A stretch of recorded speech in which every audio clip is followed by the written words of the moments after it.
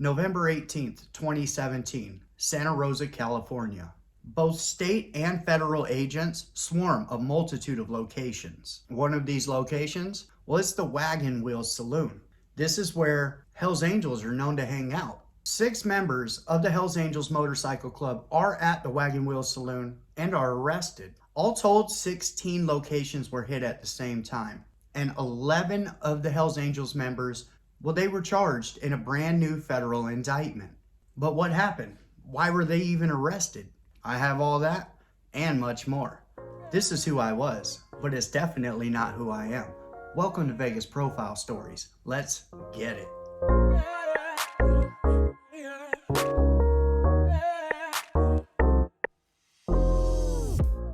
So quite a few club members are arrested, but 11 of them, well, they're put into this new RICO indictment. Now, like most motorcycle club indictments, this one's complicated.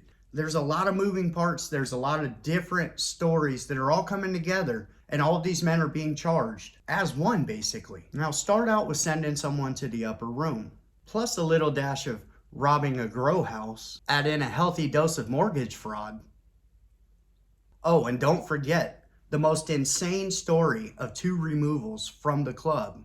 Well, you put all that together and you get just a minimal taste of what the feds are alleging that the Hells Angels cooked up. So you all may remember Ray Ray Folks. For those of you who don't remember Ray Ray, well, he's the guy who came in, did a little drop kick on one of the Mongols in the middle of the casino in Laughlin, and basically, for the lack of a better term, kicked off the River Riot. Well, Ray Ray had done his time on that. Now Ray Ray's a free man. Ray Ray's up to what Ray Ray does. July 2007, California. This is when the feds come along and they say that Ray Ray has committed mortgage fraud. Mortgage fraud? Well, they say that he had fudged the numbers on some of the documents to get a house that he was going to use as a grow house for that jazz cabbage. But it wasn't just one house. All told, the feds said that there was like $10 million worth of mortgage fraud that had happened, and they charged Ray Ray. It seems to me that Ray Ray, he's out there shooting for the stars. He's doing the most. That's just who he is. It's in his personality. So the mortgage fraud and the infamous kick heard around the world, those aren't the only things attached to Ray Ray's name. January 2012, Ray Ray is finally convicted on the mortgage fraud. He gets $1 million in fines, and he's sent off to prison. 4.5 years later, well, Ray Ray gets out of prison. Now, Ray Ray gets out of prison. He's on federal probation, but he announces, hey, I'm back. That's when Ray Ray is arrested for the unthinkable. Ray Ray is actually arrested for doing the unthinkable to one of his fellow Sonoma Charter members' wives. Now, that member was about to be kicked out, or was being kicked out, was actually in the moment of being kicked out. But I guess Ray Ray just decided he wanted to be on every federal registry that the feds have. And there was that one that he was missing out on. Now here's what the feds allege played out. So you have this Sonoma member.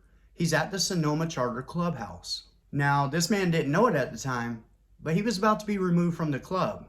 Allegedly, Ray Ray and a few members, they put bats, boots, everything that they could find to this dude for about 4 hours and smashed him out in the clubhouse. That's when one of the members allegedly takes the tattoo gun, says we're going to need to black out some of those tattoos.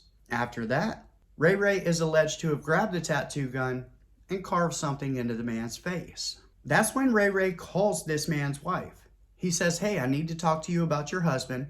Can you come pick me up? Of course, she comes and picks him up. He takes her to a secluded place, and that's where he hits her. Now, being put out bad or whatever, that does not give anybody the right to do what had happened allegedly to this man's wife. Like, you can't just call it being put out bad. But in Ray Ray's mind, this was more an eye for an eye type of deal. And there's more to this story that'll be coming up here pretty soon.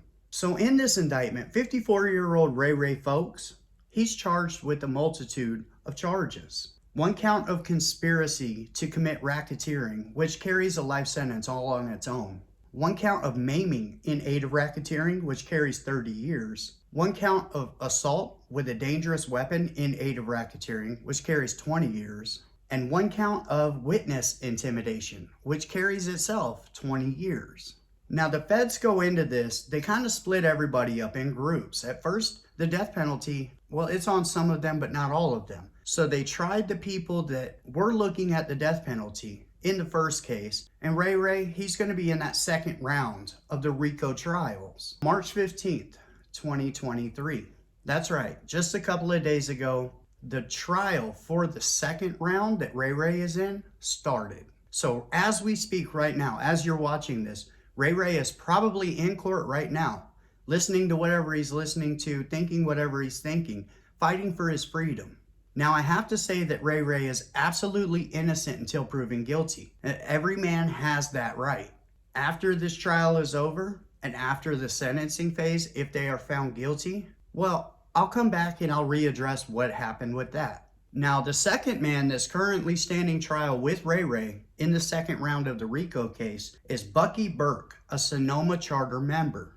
Now, 37-year-old Bucky, he's charged with one sole count of witness intimidation in aid of racketeering. That all on its own, that's a 20-year sentence. Now, Bucky was dragged into this because he allegedly went and intimidated a couple of witnesses that were planning on testifying at Ray's probation revocation hearing. The feds alleged that he pulled his banger, played the whole "you better keep quiet or else" game. Now, I must say that Bucky is absolutely innocent until proven guilty. As we speak right now, Bucky's probably in there fighting for the next 20 years of his life. Now, should threatening somebody get you 20 years? Like, I've known dudes who have sent people to the upper room that have got half that. I know people that have done it and got way less, 6 years. 20 years for threatening somebody. That's a lot of time. Now, it may seem pretty extreme, but let's lay everything out before you guys start to judge. Then maybe we'll have a better picture of everything that's happened. Now, who's the third person that's standing trial right now with Ray and Bucky? Well, that man is Salem-Boston Charter President, Rainman Rainieri.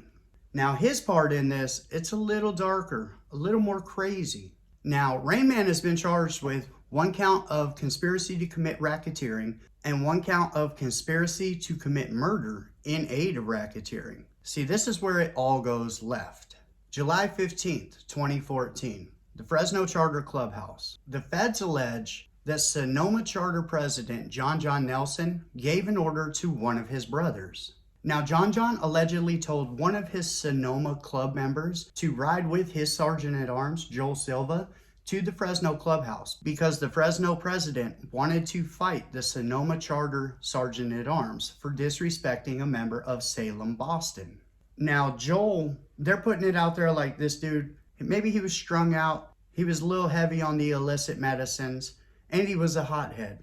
And from what I'm hearing, he threatened one of the members of the Salem-Boston Charter. Told him, hey man, if I see you, I'm gonna send you to the upper room. Salem-Boston gets a hold of Fresno because they're kind of close. The Fresno president says, hey, I'm gonna do something about this. Bring Joel over here so we can fight.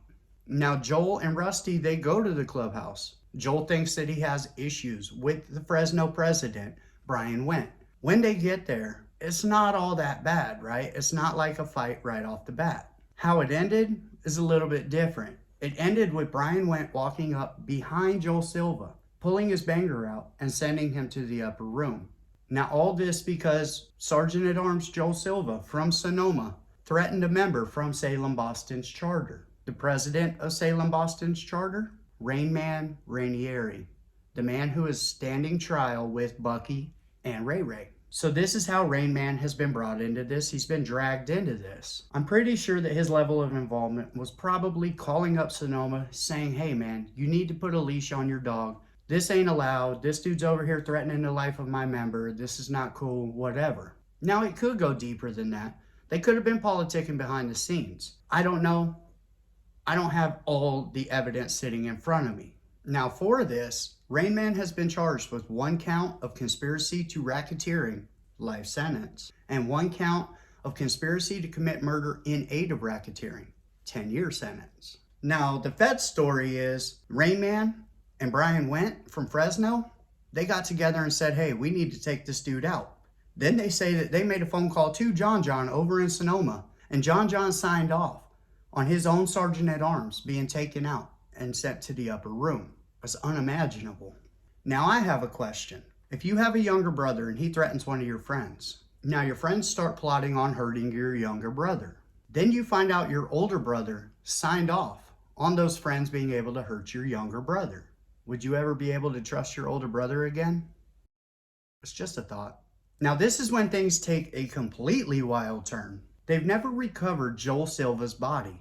They have no real tangible evidence, no physical evidence. What they do have is phone records and witnesses. Now the government's theory of what happened to Joel? Well, we'll talk about that in a minute too. February 2015, Sonoma, California.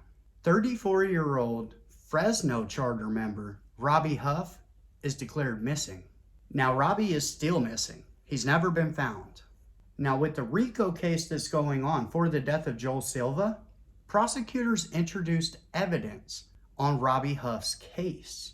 Now they haven't charged anybody with the disappearance of Robbie Huff. They did, however, introduce evidence that basically shows Robbie Huff's last location was at the Sonoma Charter Clubhouse. Now this is a Fresno member, and his last known location through geo-tracking on his phone, pinging on towers, is in Sonoma at the clubhouse. So they know that he was there, or at least that his cell phone was there, but he's never been heard from again. Now this is the same style geolocation tracking and pinging that they used to put the case together for Joel Silva's death. You see, Joel Silva's cell phone, well, it pinged that he was at the Sonoma Charter Clubhouse. So did Rusty Otts. So did John Nelson, the president of Sonoma Charter. Then the cell phone towers all pinged as Rusty Ott and Joel Silva rode to the Fresno Charter Clubhouse. Then all three cell phones pinged together. Rusty, Joel, and Fresno Charter President Brian Wendt. Now this was at the Fresno Charter Clubhouse. So they know that all three of the men were there together, or at least their cell phones were. Then the next morning happens, and everything gets even crazier. A Fresno Charter member named Merle, well, he was seen at the funeral home up the street from the Fresno Charter Clubhouse. You see, it wasn't just a normal funeral home. They had an incinerator. They could cremate bodies. Now, we have talked about Merle a little bit on this channel. We didn't say his name, obviously, but that's the man that Angelo fought at the officers' meeting in Fresno. For this, Merle has been charged with obstruction of justice for disposing of Joel Silva's body. Now, his house was, of course, raided, and he was drug out of his house in his underwear, and they left him standing next to a police tank so that, the media can get those juicy pictures that they all love, right? Now, what linked him to all of this was the owner of the funeral home actually became a witness in the ongoing RICO case, and he said that Merle was the guy who came up, intimidated him, and made him basically dispose of Joel Silva's body.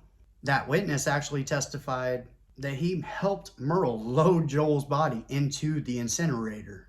So the feds use witnesses and they use cell phone pinging to throw this case together. But what about Robbie Huff? Nobody has still been charged in Robbie Huff's disappearance. Now, it could be one of two things. This could be by design. The feds might actually just be holding back on that charge in case somehow these guys get off on this one. They can turn around and charge them with a new fresh case. Or maybe they didn't have the geolocations mapped out the way that they wanted to build a strong enough case, and they don't have any witnesses at all. I think if they'd have done to Robbie Huff what happened to Joel Silva, the owner of the funeral home would have spoken up on that too. He's already a witness in a RICO trial against dangerous men. What's the difference if it's one body or two? At least for him, the consequences are still the same for testifying against these men. 2017, the Fresno Charter Clubhouse. Authorities come in and they look for biological evidence in the Fresno Charter Clubhouse. Now, they were able to find what they say was human fluids, but they were not able to link those to anybody. It was basically useless. So the charges in Joel's death basically come down to what the feds call multiple witnesses and cell phone records. Well, the defense attorneys, they shoot right back. They say, hey, wait a minute. You have multiple witnesses saying multiple different things about how this body was disposed of. The one thing that all the witnesses agree on is Joel Silva was sent to the upper room in the Fresno Charter Clubhouse. Now, about half of the members charged in this indictment were able to make bail. Now, they couldn't do that until the death penalty had been taken off the table. It's during this time that one of the men who made bail was killed in a motorcycle accident. 50-year-old Jason Cliff, better known as Agro, sadly lost his life when his motorcycle struck a truck. Now, Agro was awaiting trial for maiming in aid of racketeering and assault with a dangerous weapon in aid of racketeering. Now, the feds allege that Agro was one of the members that was at the Sonoma Charter Clubhouse when they blacked out the tattoos, and Ray allegedly did what he did to that former member's wife. Now, Agro died an innocent man and a free man. He went out riding, which by all accounts is the way that most of these men at least say that they prefer to go out. Now, he probably either would be standing trial right now or would have taken a plea deal in this case by now. Probably the latter. He probably would have taken a plea deal, so he wouldn't have lost the entirety of his life. He wouldn't have got a life sentence or 20 years or anything like that. And I'm sure that his family would much rather him be serving 5 to 10 years in federal prison right now than to be gone. Now, rest in peace to Agro, and prayers for his family. So the remaining members that were out on bail at the time, they all went to the judge. They asked the judge for permission to come off of house arrest and go to the funeral of their brother. In an extremely rare act, the judge actually allowed them to do it. He set a curfew, said you had to be home by 5 p.m., but you can go to your brother's funeral. Now, if you ask me, Agro didn't do anything bad enough to be put into an actual RICO case. RICO cases are built for the worst of the worst. Murderers, things like that, right? What they allege Agro did was he was a part of his brothers removing another brother from the clubhouse. They beat him up. They tattooed his tattoos. This is a risk that all members take when they join the club. If you mess up, if you are put out of the club, the likelihood of you walking into the clubhouse and getting beat up and your tattoos covered up, I mean, that's a high likelihood. Everybody signs up. They know to get 20 years, to be facing life for something like that. It just doesn't add up. So we've talked about the second trial that's underway. So let's talk about the first trial. Well, the feds went after who they considered to be the top. They went after Fresno Charter President Brian Wendt. They went after Sonoma Charter President John Nelson. And they went after Sonoma former president, current member, Rusty Ott. One of the biggest surprises in that trial was who testified. A Sonoma Charter prospect decided it was going to be better for him to be a government informant than a Hells Angel. And he jumped sides. He said, no, I'm telling everything. Hide your kids, hide your wife. Literally. Now, what's not clear to me is whether or not this man was an informant before he became a prospect in Sonoma or after. Everything that I'm reading and seeing leans to it was after. So basically he became a prospect, saw the goings on in the club, said this ain't for me. And then he went straight to the feds and said, I need some of that money. Now, side note, I talked to former Hells Angels members. One of them exact words were, Sonoma and Fresno, those are a bunch of serial killers, bud. I've just heard crazy things about both of these charters. So imagine being a prospect. You might see some wild stuff that you're not even thinking you're going to be seeing, at least while you're a prospect. Now, this was obviously going to be a kink in the defense, right? You have this prospect who says that he was around when things like this were happening. Well, that's not going to be nearly as bad as the two former members that were also going to be witnesses in this case. So the defense calls them shady. They also stated that law enforcement was reaching. This was just law enforcement trying to smut the club up, trying to do anything they can like they've been doing for decades. Then the defense, of course, comes out and they say, hey, look at the poker runs, look at the charity runs. These men, they build your roads, they build your bridges, which is very true. Most of these men have pretty high-powered jobs. The feds lay out their case. They say this is how Joel Silva was killed and this is how he was disposed of. Then the defense comes in and says, hey, we're talking about a missing person here. We don't even know if he's still alive or not. Basically, the defense is saying, hey, there is no death. There's just the disappearance of a very erratic man who is on copious amounts of illicit medicine. Then the second witness hits the stand. Oh, the funeral home owner. Pretty hard to get away from that one. That's when things start to go downhill for sure. It's pretty hard to take the word of somebody that society looks at like they are a problem over the word of somebody who is an upstanding citizen, owns a business, and has never been in trouble. Then there's another witness, a former Richmond Charter member. See, this Richmond Charter member had gotten himself caught up on unspecified charges. Now, of course, you guys can guess what happened, but you only need one guess. That's when that man, he needed to talk. Get me the Contra Costa County District Attorney. Say that 3 times fast. Jesus Christ. Contra Costa County DA and Antioch Police Chief, because I need to talk to them about a little bit of something I might know about. This is where this former Richmond member, he decides, I'm going to spill all the dirt like a flat-tired wheelbarrow on all my club brothers. I'm going to burn this place down. He stated that Fresno Charter president Brian Went had actually bragged to him about taking Joel Silva out. Now, according to this man, Brian had told him that Joel had come over. Brian said, hey, there's no issue. I just wanted to make sure that you would show up, that you were solid. They start talking. Brian says to Joel, hey, you want to smoke some of this jazz cabbage? Now, of course, Joel says yes. Brian throws the bag in his lap. Joel looks down. That's when Brian hits him with the banger in the back of the head, sends him to the upper room. Now, the stories, they kept kind of evolving with this guy, though. He would add something new in almost every time that he had talked to any of the investigators or the DAs. At first, it was, hey, Brian told me. At one point, he had almost tried to put himself in the Fresno Charter Clubhouse when this actually happened, but he quickly retracted that statement. Then there was the time that he said that they had actually had a meeting and that Rain Man and Brian were at his personal home in Richmond to talk about taking Joel Silva out. Now, why? Why would you even involve another charter?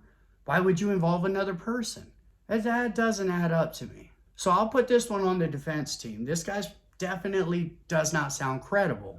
Now, the defense attorneys, they started digging into why this Richmond charter member, former charter member, why he was arrested in the first place and wanted to talk to all these high-powered people about this big case.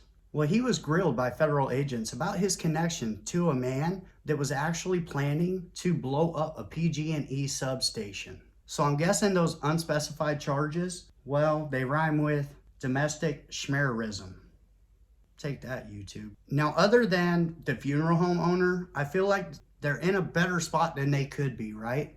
You got 2 terrible witnesses that you've just absolutely destroyed on the stand. 1 credible witness. It's going to be hard to get around. Then comes the next witness. None other than the former Sonoma Charter member that was beaten and his wife violated.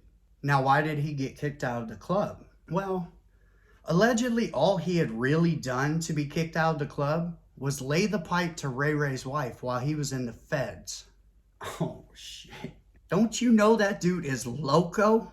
That fool ran up to 60 Mongols and drop-kicked one of them in the middle of a casino floor. Popped off one of the biggest riots between motorcycle clubs ever. This is the dude that you want to go play plumber at his house while he's in the feds? Oh, man. Sancho, say it ain't so, bro. Now, one thing I have learned by talking to club members or former club members is you sleep with a man's old lady, that's it for your career, bro. You are done. Now, allegedly, Sonoma didn't take too kindly to this. Sonoma and Ray Ray and a few of their brothers, they kung fu pandaed this fool for 4 hours in the clubhouse.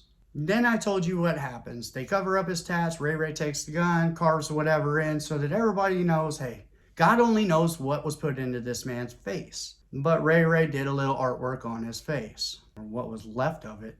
That's when Ray Ray allegedly called up old boy's old lady, said we need to talk, and then he stepped into the scumbaggery realm. I mean, there's no coming back from that, Ray Ray. I had all the respect in the world for Ray Ray and his get down. The dude is a legit badass. He's one of a kind. But then you go and do that. Now, in Ray Ray's mind, I'm sure he's like, hey, you're going to do this, I'm going to do, you know. But one was a giving, one was a taking. You can't be taking, Ray Ray. It just don't work like that. It just don't work like that at all. That's when Ray Ray allegedly comes back to the clubhouse, brags about what he did, and it's pretty hard to deny that you had done this to this man when it shows on his face. Like I said, they're fighting this trial right now. Everything is alleged when it comes to them. But Jesus Christ, Ray Ray. Well, this is all the jurors need to hear. 46-year-old Sonoma Charter President John Nelson, well, he was convicted in this case. Convicted of 1 count of conspiracy to commit racketeering, 1 count of conspiracy to commit murder in aid of racketeering, 1 count of maiming in aid of racketeering, 1 count of assault with a dangerous weapon in aid of racketeering, and 1 count of use or possession of a firearm in a crime of violence. Sonoma Charter President John Nelson was sentenced to life in federal prison for the beating of one of his club members in the clubhouse and everything that went with that, and for the death of his sergeant-at-arms, Joel Silva. 69-year-old Sonoma Charter member Rusty Ott was also convicted. He was convicted of conspiracy to commit racketeering and conspiracy to commit murder in aid of racketeering. Now, 69 years old, that's basically 70. Anything is a life sentence at this point. There's no way that he's going to come out of it, just in case the judge gave him life also, for accompanying Joel Silva to the Fresno Charter Clubhouse to be sent to the upper room. 45-year-old Fresno Charter President Brian Wendt was also convicted on all charges in this case. And that's 1 count of conspiracy to commit racketeering and 1 count of murder in aid of racketeering. Fresno Charter President Brian Wendt, well, he was given a life sentence also for the actual act of taking Joel Silva out of this world and sending him to the upper room. Now, if you ask me, Rusty Ott got the same sentence as the man who pulled the trigger. 69 years old. Who knows if Rusty even knew? Obviously, he had to know, though, or else it would have been a what the moment when the gun went off, right? I mean, I wouldn't want to be surprised by that either. So that's a hard pill to swallow right there, though. That is a hard one, bro. Like, so the dude was a loose cannon and you signed off for your brother's death. So 3 members stood trial and got life sentences. The next 3 members are currently standing trial that just started. 1 was killed in a motorcycle accident. Where are the other 4? Let's start with Fresno member Merle. Merle took a plea deal. Now, he is set to be sentenced in April. I'm not thinking that he's going to get more than 30 to 52 months, and you'll see why in just a moment, but I'm thinking that's about the range that Merle's going to get. Now, that plea deal, well, it's for obstruction of justice. I mean, hey, man, I get it. You come to work, you see a mess, you tell the boss, hey, man, I'll clean it. The dude's about that life. You can't hate him. He's not the one who set any of this up. He probably wasn't even involved in any of it. Besides the, hey, I know a guy who owns a funeral home. You know, he was the connect. So I'll take care of this for you. Well, you know, here's 3 to 5 year sentence for you. All accounts, Merle is a solid dude too. Can't hate on that. Merle, if you're ever watching this, you kept it solid the whole time, bro. You did what you had to do. I can't hate you. Then there's Sonoma member Damian C.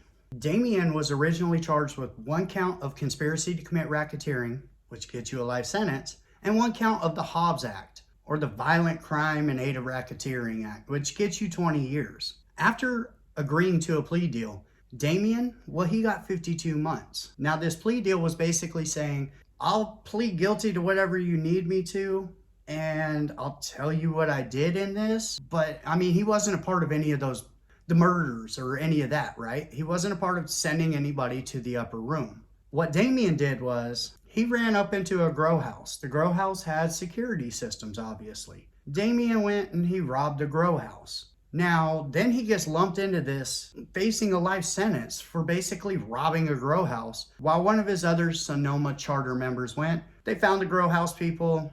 They bought that security footage off of them, kind of trying to sweep it under the rug, right? I don't know how that conversation went. I don't know. Hey, wild stuff, right? The thing is the man, all he did was go rob a grow house. He got him some jazz cabbage and probably some money. Definitely not worth life in prison. I would have taken that 52-month sentence and I would have skipped my way into prison.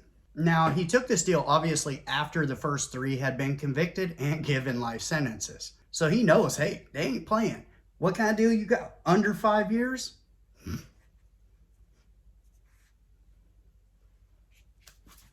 Take it.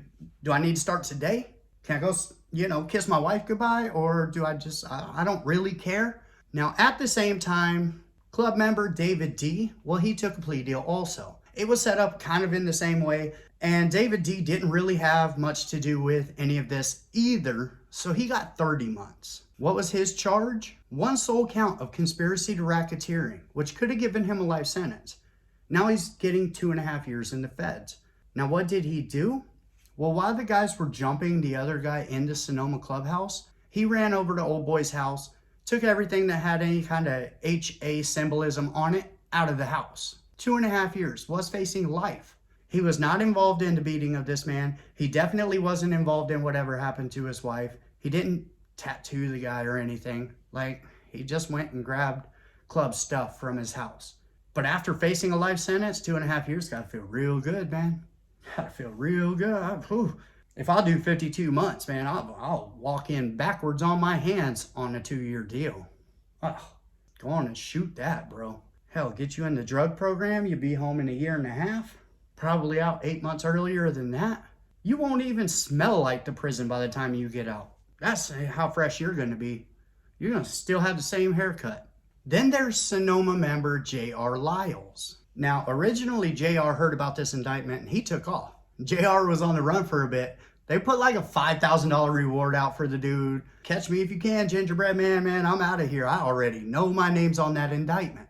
Well, of course, they finally catch up to him. And of course, he's not going to get bail because, well, he ran from the indictment. That's kind of how that works. Well, I just heard that he is taking a plea deal also and is set to be sentenced when Merle is set to be sentenced. Now, I can't find what the plea deal exactly is, and I can't find what charge or how much time, but I will know in April after it all comes out. Now, his original charges were 1 count of conspiracy to racketeering, 1 count of maiming in aid of racketeering, and 1 count of assault with a deadly weapon in aid of racketeering. So by the charges, I would probably guess that he was actually in the Sonoma Charter Clubhouse when that beating took place. And that's probably what he's charged with. Like I said, we'll find out exactly how much time he gets. It might be a little stiffer than the 52-month sentence. It might be around 8 or 9 years, maybe 7. That would be my guess though. Really, I'm just guessing. But I would say 7 to 9 years. Let's see how right I am or wrong I am. We'll know in April. Last but not least, there's Jeremy G. Now, Jeremy caught conspiracy to racketeering, 3 counts of the Hobbs Act. That's a rough one right there. Each of those is 20 years. 1 count of maiming in aid of racketeering, 1 count of assault using a dangerous weapon in aid of racketeering, and 1 count of use or possession of a deadly weapon during the crime of violence. Now, what it sounds like by those charges, again, I'm spitballing. He has taken a plea deal. He is set in April to be sentenced with Merle and the others. Spitballing here, just looking at the charges compared to everybody kind of how they were charged, it sounds like he was definitely probably in the Sonoma Charter Clubhouse when everything went down. And it sounds like he was probably a part of the grow house robbery. That's my best guess. Those 3 Hobbs Acts, maybe he hit 3 houses. I don't know, man. Like I said, I'll find out when the paperwork all finally comes out. Because these men were going to be the last ones tried in the RICO and they all took plea deals, well, discoveries aren't out. So that's not all known knowledge. You can't just go look this up and find out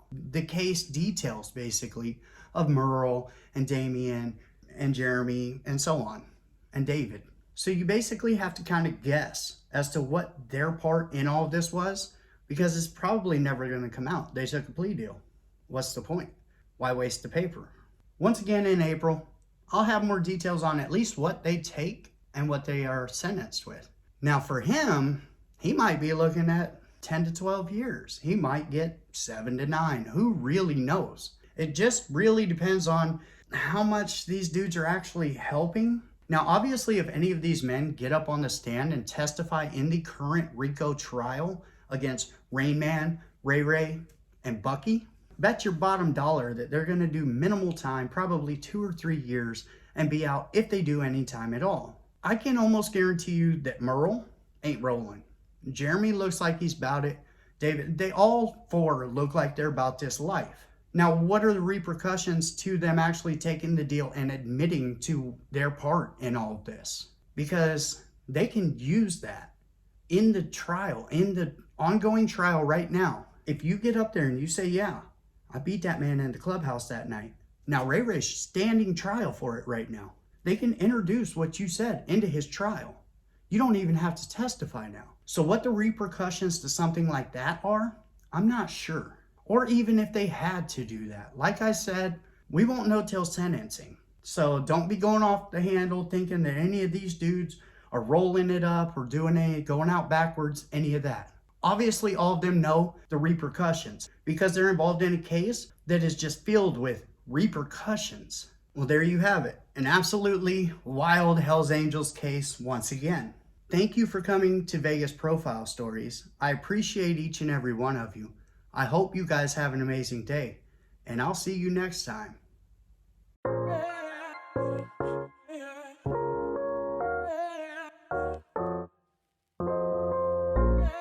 This is who I was, but it's definitely not who I am.